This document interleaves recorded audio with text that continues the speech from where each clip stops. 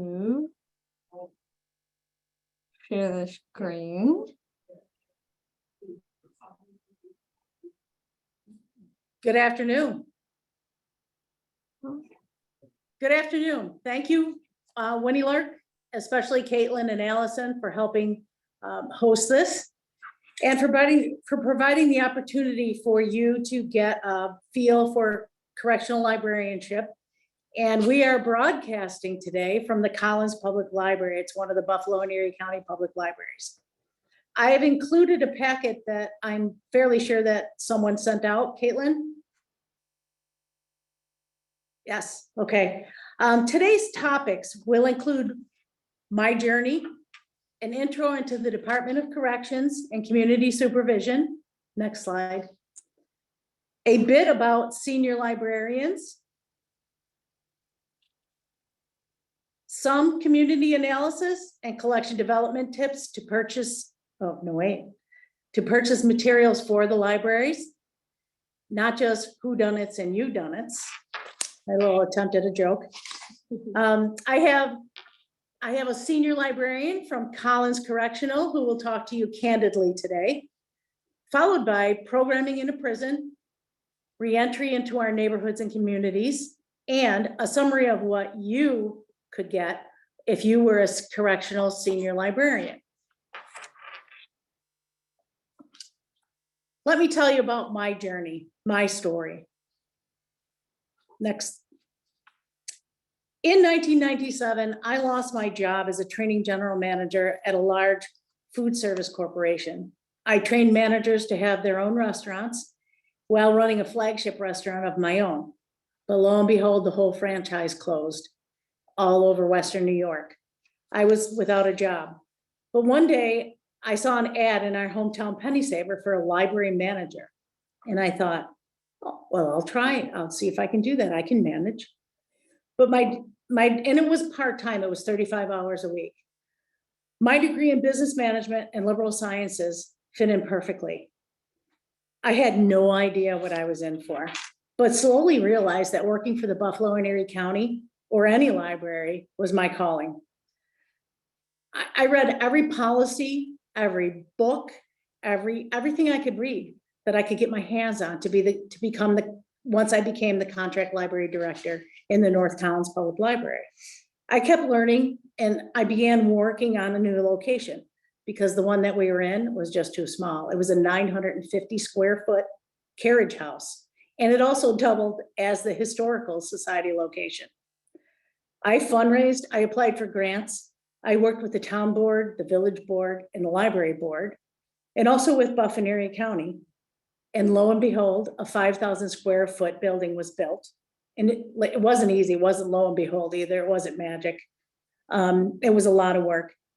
And then we had room to expand to 10,000 square feet. And that was in October of 1999. I didn't need my MLS to work at the North Collins Library, but I sure wanted more of this. I decided to go to library school and get my MLS.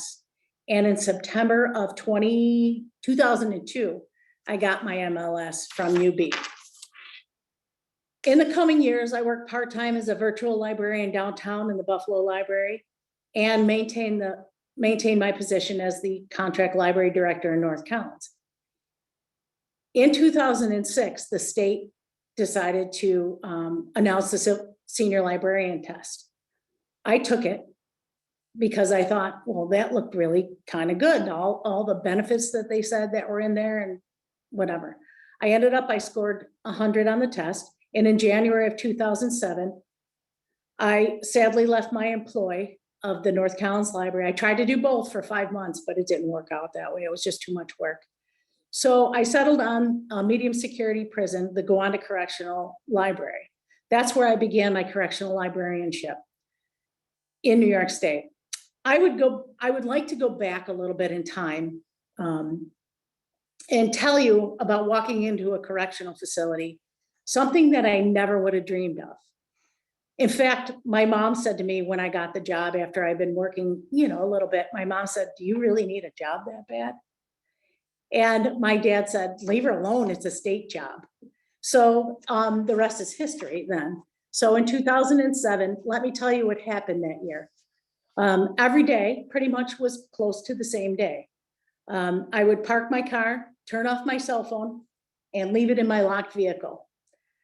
I'd walk into the facility, I would show my New York State ID, and then show my clear bag, and everything I had in that clear bag was what I needed for the day, my food, my paperwork.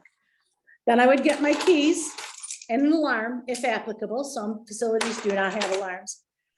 I would flip my tag that was on the wall, flip it. This is a Snapple cap, I couldn't bring the tag out. So I would flip my tag, but they look very similar to this. And that way everybody would know you were down back. Then you'd walk past 1, 2, 3, 4 gates, and they'd close behind you into a campus where you'd find your building, but you'd stop and you'd have to look because the campus was so beautiful and well-maintained. Flowers, people working, people walking, beautiful walkways and things like that. Then you'd unhitch your keys from your belt loop. You'd open your door, go into your building, go into your library, turn on your computers and start your day.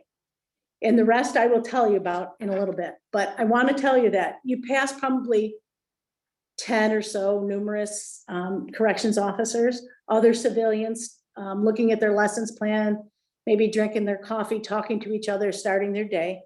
8 hours later, after you're done programming and changing lives, you do the opposite and go home. Now I'm going to tell you about the correctional facilities in, and I do want to finish that. In 2016, I was named the director of the Correctional Library Services. That is this administrative position over all correctional facilities in the state for libraries. A little bit more on that later. Next slide. I'd like to show you the correctional facilities in our state. As you can see, it's broken up by hubs. That way it's a manageable, it's a way to manage. And DOCS, which is Department of Corrections and Community Supervision, is responsible for the care, custody, and treatment of incarcerated individuals sentenced to New York State prisons and works with incarcerated individuals to ensure the success and reentry into our neighborhoods. As you can see, there are numerous facilities across the state. Those are all headed by Commissioner Anthony Annucci.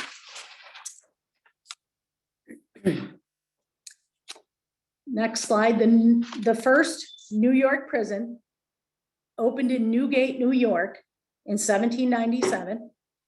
And 20 years later, the second was opened in Auburn in 1817. Library Services oversees 45 general libraries and 45 law libraries. We have 44 correctional facilities, as you can see by that map. Each correctional facility is required to have a general library staffed by a professional librarian with an MLS. And the librarian must also possess a New York State public certification. And it pays on a New York State level, grade 19. The senior librarian wears many hats.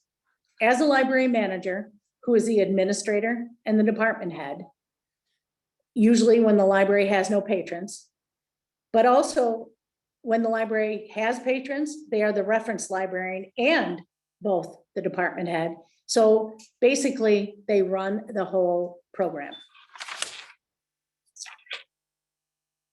Now we move on to community analysis. Oh, and you can see we have 46 full-time librarian positions in New York State. That's one of the largest hiring agencies of full-time librarians in the state. Community analysis in library school, we all took a class on community analysis of public libraries. No one ever thought we had to take one on prison libraries. Maybe they did, and I didn't see it on the curriculum. Each facility library has its own programming, demographics, and more. Our patrons may wear the same color clothes, but They are patrons who require a well-maintained collection and reference services and programming. The community analysis that we typically refer to is there are more men than women in prison. About 5% are women, so 1 in every 20. 3 facilities are named are female. That's Albion, Bedford Hills, and Taconic. And but the department does not specify statistics on gender diversity, those who identify other than male and female. The average age of an incarcerated person is 40 years old. And those over 50, as of in 19, yeah, I'm dating myself. Those over 50 in 2021 were about 25%. As of 2018, the Census Bureau says that we have 48% Black or African-American, 25% white, 25% Hispanic, and 2% belong in another category. More community analysis. Those incarcerated have varying education levels. I've had those in my program that have doctorate degrees, chiropractor, doctor, and then there are some who have 3rd grade reading levels, and they're all mixed in together. There are different programs required for each facility, like academic education to get their high school diplomas, equivalencies, DWI and ASAT, which is alcohol, one is alcohol and one is substance abuse, anger management, and all kinds of programs like that. We also have a dog or horse program. Those are service dogs. You may have seen, those of you who follow the Buffalo Sabres. What was the dog's name, Molly? Nikki. For heroes. Nikki, and that was for Positive for Heroes. Or we have a horse program in a couple of facilities, one in Wyoming County and one up in Wallkill. They're for thoroughbred horses, retired thoroughbred horses. We also have college programs in many of the campuses or many of the facilities. And many of the facilities offer programs like cosmetology, these are vocational, electrical trades, culinary arts, and more like that. Many more factors, we use many more factors to analyze the community. So we know that what we have in the library for our collection development, which is our next topic. After a thorough community analysis, we move on to the collection development. A correctional library must contain a broad collection of entertainment, education, self-awareness, all of that to meet current trends, all of that to meet the diverse needs of our patrons of mixed and educational levels, genders, and ethnicities. One quote from School Library Journal is that if a reader interest and motivation to read have a strong effect on comprehension. So we like to know those kind of those tidbits. The current materials in various, we also ask for current materials in various mediums. Sorry about that. More on collection development. As I mentioned before, reading levels and education levels are different. So that plays a factor on our selection of materials. A facility collection development policy should contain all of the above aforementioned. And doc supplies healthy budgets for the facility libraries. And I have to read this part because I don't want to mess it up. And in addition to that, Section 285 of New York law, funding administered by the DLD, which is the Division of Library Development through the State Library, authorizes each correctional facility to negotiate with their public library for the $9.25 per incarcerated individual for selection of materials and also the use of the public library's resources and services. The contracts are specific to each public library. There is, with the population of, I didn't mention the population, but the population of the correctional facilities has gone down. And there is a clause in there that still helps us maintain some of the funding. It's called the Hold Harmless. If anybody wants to look it up, I just want to be specific on that. And that helps the public libraries fund and cooperate and be a consortium with the facility libraries. And I want to say that corrections, we appreciate all of those working relationships. They are great. We've met so many great people. Now I'd like to introduce to you Senior Librarian Cara Bradbury. She works at the Collins Correctional Facility, and she is, today's her birthday, so so if you want to wish her a happy birthday, feel free. And she's going to tell you candidly about being a senior librarian, just a little bit of, because I haven't been there since 2016. So even though I do visits and things like that, but I don't operate one. So we're going to, she got a happy birthday from Melissa. So I'm going to turn the camera over to her, and she's going to talk to you for just a second. Hi, everyone. Thank you for joining us today. Thank you for the birthday wishes. As Corinne mentioned, my name is Cara Bradbury, and I am the senior librarian at Collins Correctional Facility, which is just down the road from where we are here at the Collins Public Library. I've been in the correctional facility in Collins actually for 7 years. And before you ask in the chat, I am kind of normal, yes. And no, it was not my dream to work in a prison when I graduated with my MLS. In fact, it wasn't even on my radar. It wasn't even in my life plans, but here I am. I worked both in a hospital and an academic library, but I really wanted to work in a public library. I thought that would be the best fit for me because I wanted to help people, and I thought that that would be the place to do it. Like, if you want to make a difference, you have to be in the public library. That was what my mindset was. So that was my ultimate goal at the time. But through circumstance, I heard about the position at Collins, and I applied because I wanted a full-time job, and I really, truly just wanted more experience on my resume. And I thought, well, if it says I work in a prison library, anybody will hire me because they know I can work in that environment, right? So before the day of my interview, I had never stepped into a prison or a jail or a correctional facility or anything like that ever in my entire life. So I really didn't know what to expect. I was nervous, but I was ready. I kind of thought I was walking into maybe an episode of Oz or Hard Time or something like that, but yeah, I had already committed and there I was. So I did end up with a job, and on my first day in the actual library, went by myself as the senior librarian. If you're wondering if I was nervous, the answer is yes, I was very nervous. And if you're wondering if I was scared, the answer is also yes, I was a little scared, but that's okay. That's normal. Those are feelings you have in any new job.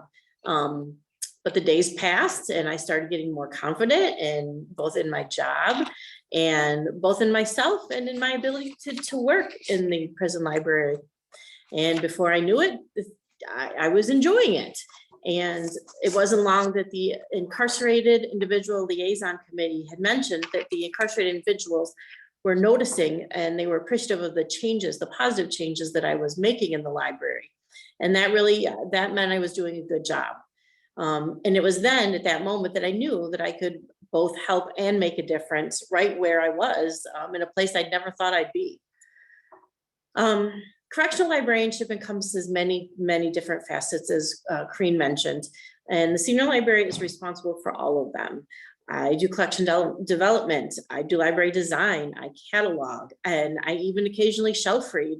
And you do it all. And not only do we spearhead them, sometimes we have to make sure that our incarcerated individual clerks are doing the duties that they are tasked with as well. I bring up library design because when I was in library school, I took a library design class, and because I thought it'd be interesting, and I took the class, and as I was going through it, I'm like, I am never going to use this. When am I ever going to use this in a library? Well, it turns out I was wrong, because boy, do I use it. Make sure the shelves are in good spots, make sure the desks are in good spots, and the chairs. Great class that I took. But in the beginning of my career at Collins, I was very fortunate to spend some time with Corinne, because Collins and Gowanda facilities before Gowanda closed, they were right next to each other. So I did get to learn from her. So she is the mentor to me, and she shared a lot of information with me and helped me in this unfamiliar journey.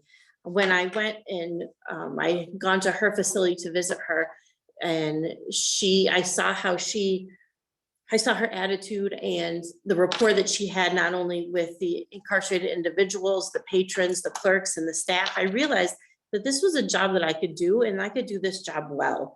I also was fortunate to see, which I think she'll talk about a little later, one of us, well, the Book Showdown program that she does. And it was phenomenal to see something like that in a setting that you would never think that you would see something like that.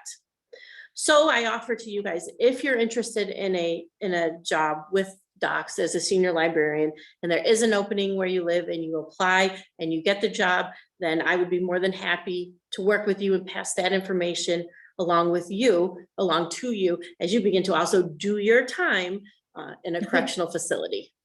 Thanks. Thank you, Cara. And happy birthday again. Thanks. Cara will come back in a few more minutes. Now on to programming. Cara talked a little bit about programming.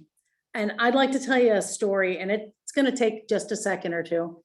But there was a 17-year-old incarcerated individual who came into my library when I was sitting there. And this was right when I had first kind of started, because I fashioned a book showdown, we call it, after some of you may have heard Battle of the Books. I used to volunteer, well, I still do if they want me. I volunteer for Battle of the Books in the Buffalo and Erie County Public Library, where 5th to 8th graders read 4 books, then they get questions, they go to competition, they get questions, and then there's a winner. So I thought, what a great idea for the correctional facility, because it was so, I coached a team when I had the North Collins Public Library, and which was so much fun. But then when I became the correctional librarian, I didn't want to let that go. So, and generously, the Buffalo and Erie County Library donated all their books after each season. They gave me at least 30 copies of each book and the questions that went with them that the librarians formulated. But back to the 17-year-old, I was sitting at my desk, and when each incarcerated individual would come into the library, they would give me their ID card. I would look at it, give them a library card, a library number, so they'd be able to check books out. Well, I happened to look at this incarcerated individual's date of birth. And it's just something for me that I get interested in, and when people were born and things like that. But that day, and it was right around this time of year, February 17th, actually, he was turning, if that was the date, he was turning 17 years old that day. And he was in a medium facility. So his crime was enough to qualify him to go to a medium facility. Things have changed since then, but he used the library over and over again. Then one day a teacher came to me, one of his teachers, and says, "Do you know such and such? We can't get him to pass the GED. He reads at a 6th grade level, but his math is a 12th grade level." That teacher now is a superintendent in one of the facilities. So she's bettered herself and gone on to better things, which success stories like that always pay off. So what we did was, I decided that's the time I'm going to start the book showdown. The first time we did it, we had only 60 participants. And the basis behind that was to get staff from various parts of the facility. We had some guidance counselors. We had RPLs, which is recreational leaders, recreation program leaders. We had teachers. We had a couple of teachers. We had a supervisor of volunteer services. We had a couple different people. So they each could pick. Oh, we had a counselor who had an ASAT team, which is substance abuse. And they could pick up to 8 people to be on their team. And then we'd go into competition, go against each other. And the winner would get a pizza prize. And then we'd pick a second place. We'd pick it out of a hat. Or sometimes we'd give it to second place. You know, we learned as we went. I did competitions like that to a point where it was hundreds of people wanting to be in these competitions. We had to turn people away after a few years. We did 3 to 4 of those a year. Well, anyways, this gentleman that was 17 years old, by the time the GED came around again, in June, he failed. But in September, we held the book showdown in July.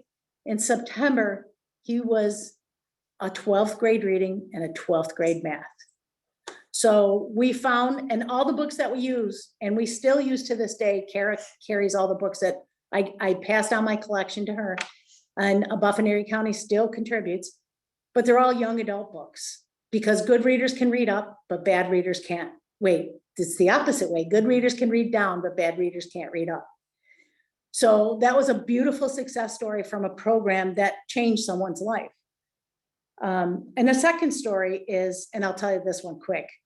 A 58-year-old man came to me and said, Mrs. Leone, and he was a DWI person. He was in a DWI group, but he made sure he came down because I did evals for everything. And he passed the GED on his next attempt. But he said to me, Mrs. Leone, that's the first time I ever read a whole book. So, and I will share with you, that was Percy Jackson and the Lightning Thief. And I used that over and over and over again.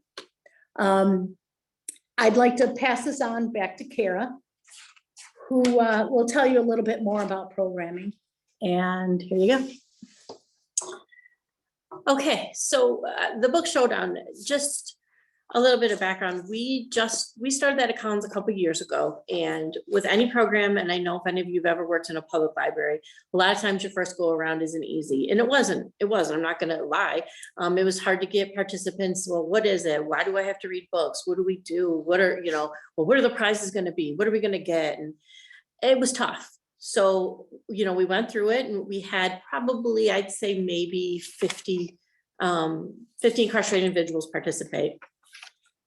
After it was over and folks saw what it was and saw how it worked, we couldn't keep people away when we did the second one. It was people were lining up and coming in. When's the next one? When's the next one? When's the next one? And it's kind of snowballed since then. Well, COVID kind of shut things down for a bit, but now it's back again, and people are very, very excited about it.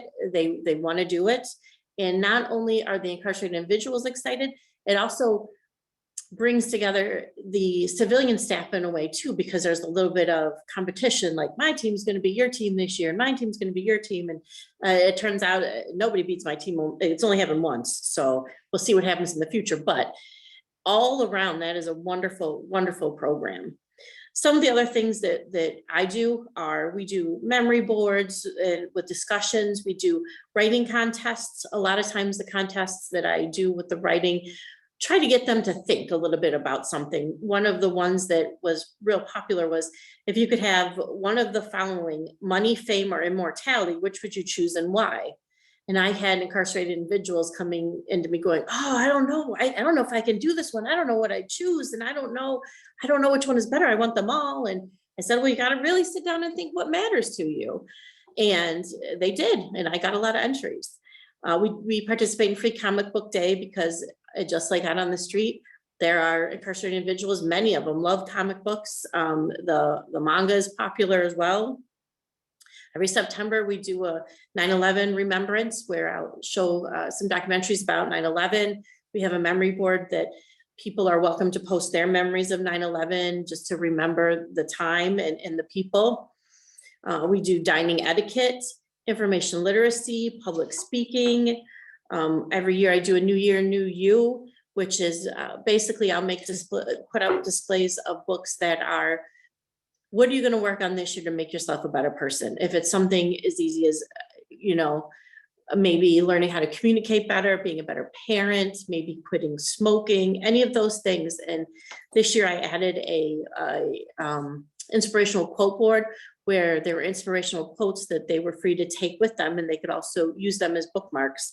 So they were, if you needed affirmation throughout the year, if you needed something to keep you going throughout the year, look back to whichever one of these quotes, fits you, and hopefully that'll keep you going. We design your own bookmarks, holiday cards. we do Joke July every July. Could you tell us a joke? Could I you give us an example? What's a frog's favorite shoe? Does anyone know? No? I know. Open-toed. There Sandals. you go. Sandals, open-toed sandals. Or any open-toed, I guess, Yeah. right? Well, here's another one. We don't have the drum roll. Yeah, I know. What do you call a bunch of giraffes in the road? I don't know. Does Anyone? A giraffic jam. Yeah, take those home to your kids, they'll love them. Why do you do Joke July? Because it's a prison, and in a prison, there's not a lot of things that are funny. And sometimes all you need is that one little corny joke to change your outlook for the day, or change your outlook for the week. And not only do I tell the jokes, because as you can tell, I am stellar at it. We allow the incarcerated individuals to write down a joke too. They can give it to me, and if I approve it, then they can tell it to the library, the patrons in the library, and then I'll give them a bookmark if they come up with a clever joke. I love puns, so I have a pun calendar. So every day we have a new pun in the library. And you have to do those kinds of things. You have to make, just like any library, you have to make it inviting. People want to go there.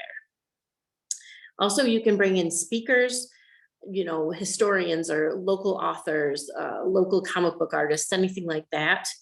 And I do a monthly newsletter every month that goes out to the population, because just like in the public libraries, you have to promote your services, especially because in docs, there are incarcerated individuals that will come to your facility daily that might not know your library, might not know where it is, might not know what it offers. So we are constantly putting the word out about what we do there and what we have.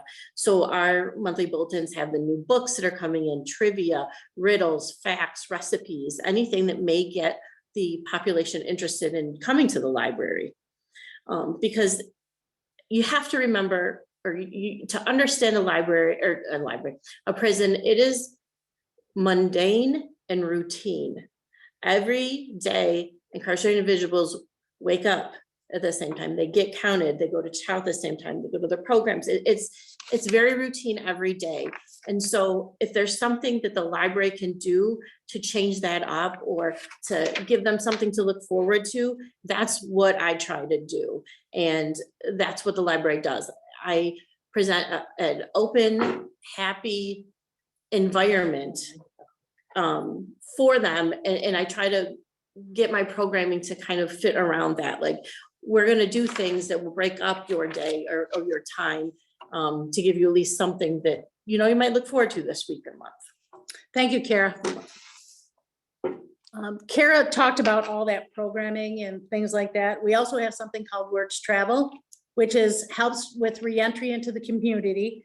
That's a program where incarcerated individuals read books to their children and then send the recording and the book home to the child. And that's a great program too. It melts your heart to hear an incarcerated individual read a children's book to their child, with their child not there. We're slowly going to video for that, but to do it on a cassette or a DVD or something like that it's really heartwarming. Reentry into the community.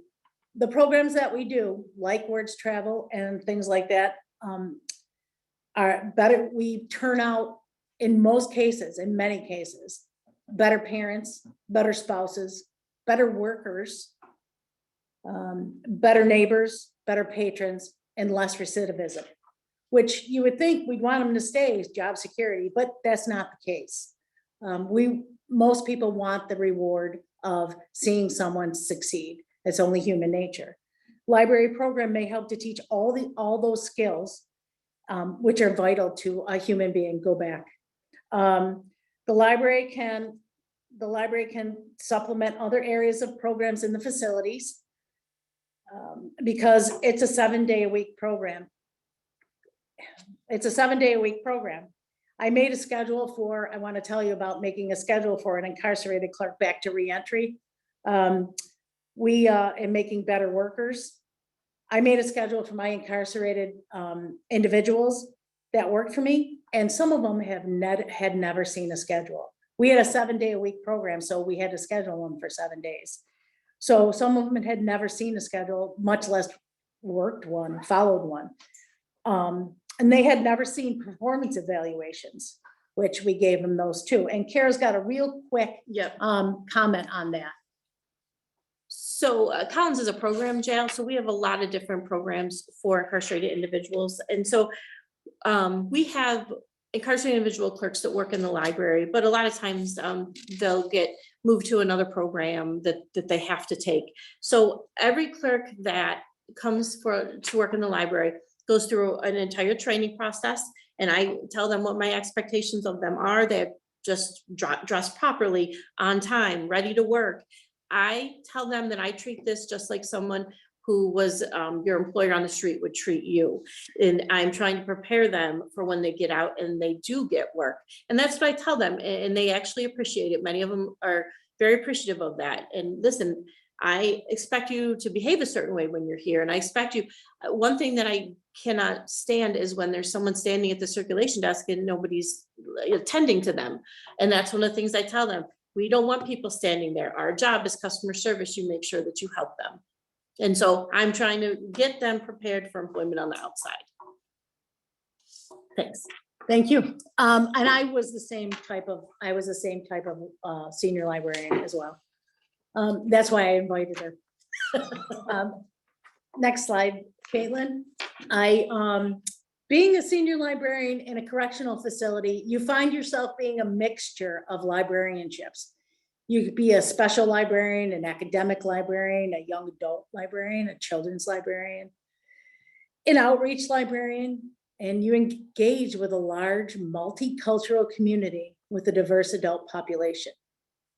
But there's more when you're a senior librarian, being in a correctional facility. Your critical thinking skills broaden. They definitely change. You can feel them changing. Your observation skills, they sharpen. When you're walking around outside of a facility and inside a facility, you wonder, how did I even see that when I get out of work? You don't rely on your cell phone or internet. You gain skills to be resourceful and flexible in a rigid system. Sometimes it's not easy, as Cara said. Sometimes it's really not easy. Sometimes you hear that gate click behind you, you think, what am I doing? But when you realize all the rewards, especially the financial stability, you learn to gain an appreciation. And you will serve a population that you may have never ever considered. Even when you finally meet some of the, I mean, I had, they never taught me in library school, when somebody walks up and they say, I don't want to tell my teacher, but I can't read.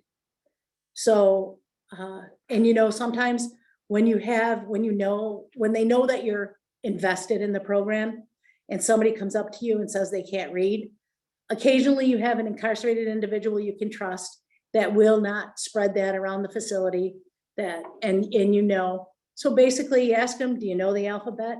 Do you know the sounds they make? And then you go from there. And a lot of times it really makes a big difference in somebody's life. And I'd like to show you some vacancies that we have in the facilities. All are due to retirement, but one person had to relocate. She moved to Texas, the one in Eastern. But all of these are vacant facilities that are in need of a senior librarian. And I don't know, one female, one of them is female, or two of them are female, and the rest are male. And they're in varying security. Last, I want to tell you one of my favorite quotes that I thought of when I was, yes, Albion is a female facility and so is Bedford Hills. The best index to a person's character is how they treat people who can't do them any good. That is probably one of my favorite quotes for correctional librarianship. And that's what correctional librarianship is about. Do you have any questions?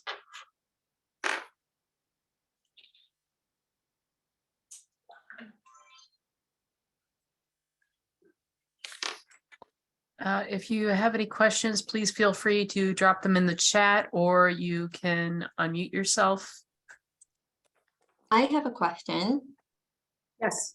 You talked a little bit about funding for correctional facilities for the libraries and correctional facilities, and you talked a little bit about how it is in the New York State law. Do you ever have to fight for funding for the libraries? Do you need to ask for more money, or is it pretty good? Well, the New York State Library with that law gives us $9.25 per incarcerated individual. That's they don't give it to us directly.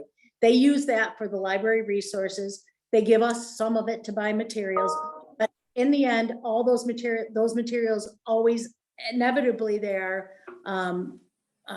of the public library that does the negotiations. We also get a separate New York State allotment. So, and that's pretty close to the same amount, but that all goes to the correctional libraries. So each in New York State, which is different than a lot of different states in America, we get a healthy budget, and we have a division of library services over the top. Some have education, which always isn't the case. Like libraries in other states have to fight. We in New York State, not usually. Did that answer your question? Yeah, it did. I was just curious what the funding situation was like, so.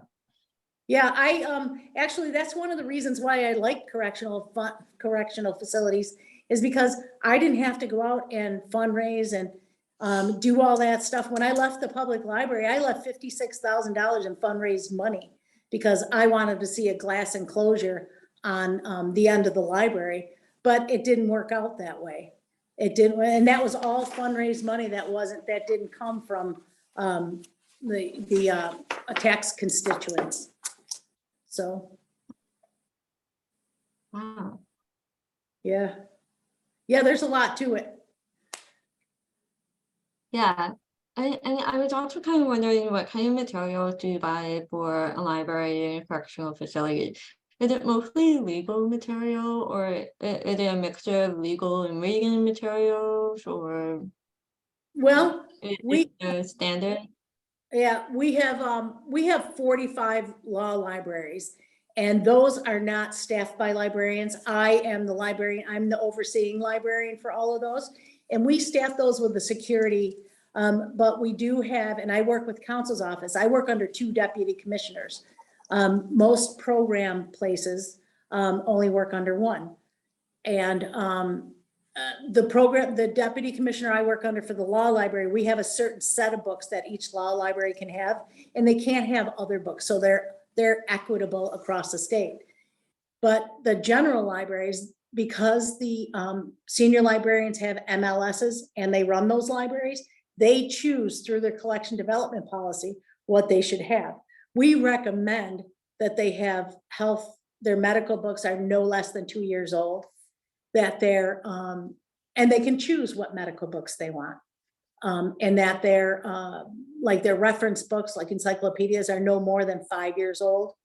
So, and when they're like that, if they're older than that, we're not providing the right service.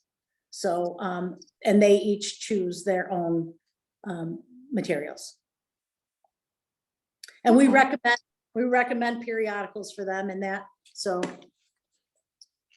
Okay. Yeah, I mean, if it's popular out there, it's gonna be popular in here. I mean, a couple years ago, all the Twilight, Vampire, all that stuff was really popular. So it was also popular in the facility. Now, I'm sure just down on the street, manga is huge. So that's a big thing that the incarcerated individuals wanna read now. And if it's a James Patterson, Vince Flynn, any of those popular authors, sometimes they're bringing them to me. Did you know this book came out? Did you know? Did you know? Because they have a lot of time to read, and when they find an author like that, they want to read all 65 of the Stuart Woods Stone Barringtons. So they'll let you know. Okay, we have a question from the chat from Nick. Are there additional security or background check screenings people should be aware of when they apply for this position? That's a good That's question. a great Nick. question, Yeah. yeah. Every person that walks into the correctional facility that to work and to volunteer, which is an extension of our staff, all get background checks, every single person.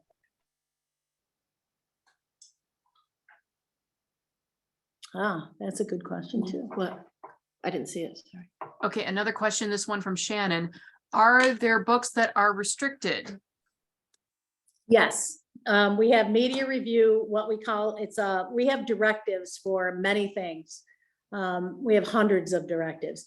One of the directives is called media review. We do restrict things that are, and it's a public, if you go to the internet, you can find media review, New York State media review, and it tells you exactly what we restrict and what we don't. We restrict things that if a book is written about bomb making, if a book is written about Escaping from a prison. a child sexual crimes, Abuse, yeah. abuse, escaping from prison, Like lock picking, things, you know. things that they're, yeah. I have a quick question as a follow-up to that. If you're not allowed to have books on escaping prison, does that mean the Count of Monte Cristo is out? Not necessarily. No. No. I've always wondered if that counted. I think, does that pass the Gutenberg or, I think that might be too old even. Yeah. Yeah, the locks are way different. Good question. Yeah.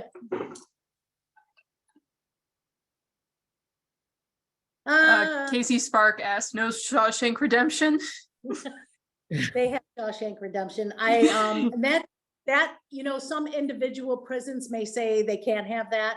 So the media review is the whole blanket of the state and it's in facility. So the whole blanket of the state can say, yeah, they can have that book. But then if you go to, say, Clinton Correctional, Clinton says, you're not getting that book. So they have to withstand with that rule. Yeah. So, and a local policy, sometimes it doesn't supersede a directive, but it works in tandem.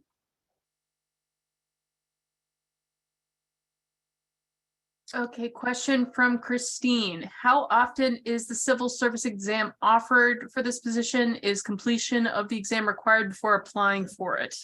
Another good question. Yeah, that's another good question. No, well, the senior librarian exam is about every 10 years. They don't really fall over themselves to hurry up with that civil service. But what we do, we accept librarians. We have a couple of them that are provisional. They call them provisional. They're not on a senior, they're not on a list, but the list is broken. So we can have anybody apply. If the list comes up and somebody really wants the job, you would get pushed out. But that I've never seen that happen. Never. So, and I've been in since, like I said, 2007. Okay, question from Charlene. Is there a security officer present in the library for your protection? Let me tell you that being in a correctional facility prison is probably one of the safest libraries that you'll ever be in. Yes, they're not completely in. Sometimes some of them sit outside. Some of them sit not outside in the yard. They sit outside the library in the, like where I was at, I had a library, I had an atrium, and they sat in the atrium. They can be, in fact, I mistakenly pushed my alarm once. I had 13 corrections officers there within less than 30 seconds. I can verify that's also happened to me. So yes. Yeah, within less than 30 seconds. So, yeah. Okay, question from Casey Sparks. Is access to the library provisional on behavior? Well, library is, it depends. In the law library, it's a right. And it's a, so if the behavior is ticketed and they go to a different part of the jail, a bit different part of the prison, like the special housing unit, because of what they did. Then we do outreach services. Does that answer your question? And what exactly is outreach services? Outreach services are services to incarcerated individuals that cannot visit the library, like infirmary, special housing units, things like that. Do you want to add something? Yes. I rarely ever have issues in the library. The library is they viewed it as a place where they want to be, so they don't want to cause any trouble while they're in there. The people that come there are very appreciative of it being there, and they don't want anything to happen to ever mess it up where it wouldn't be there, I guess, is a good Right. way to put it. Right, she's right. I see a couple of questions coming. Okay, question from Shannon, follow-up. I've heard that urban drama genre is not allowed at some facilities in general. Are there wholesale genres like urban drama that aren't allowed, or is it book by book? It is definitely book by book. Some librarians choose to make that a lesser. I had 1,200 urban books Yeah, in a my ton of them facility. too. And Cara has the same. If they pass the media review, there should be no reason. We don't censor books. Only if they mess up there in the review. Okay, hopefully we'll be able to get through all of these questions. If not, I will be sending them in an email so that Ms. Leone is able to answer them, so I can get back to you through email. Next question from Jake Dion. How much interplay is there between the correctional administration departments? Do you deal with larger administrations of the facility a lot, or are you more or less left to your own devices? That's a good question too. Yeah. Both, I think. Yeah. Each senior librarian is a department head. So they go to the department head meetings with other department heads. They know what's going on in the facility, and they have the right to run their own programs with permissions sometimes from the deputy superintendent of programs. I hope that answered. If not, feel free to share my email, which is the last slide. My email is there. Feel free to share that if you like, or share it through Allison, which is fine.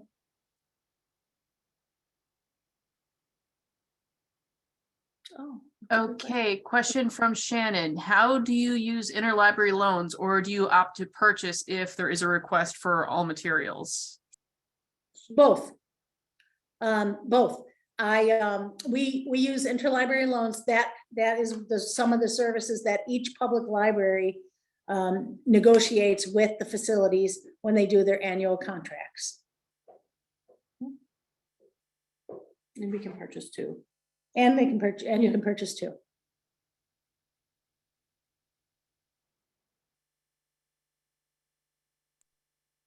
All right, any other questions? Lots of thank yous. You're welcome. You're welcome anytime. There's my email. Cara is always available. Evaluation, please fill out an evaluation or something to that effect. What did? Yes, we have an evaluation in the chat. Please fill it out. We'd appreciate that. Thank you. Mhm. Thank you so much for being here. Everyone had great questions. Cara and Corinne, thank you for a great presentation. It was really interesting learning about the libraries and the correctional facilities and all the programs that you provide.